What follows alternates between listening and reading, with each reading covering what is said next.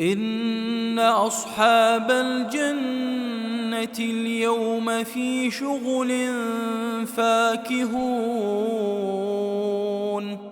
هم وأزواجهم في ظلال على الأرائك متكئون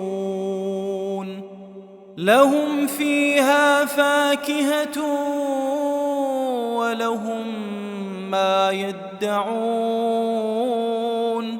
سلام قولا من رب رحيم.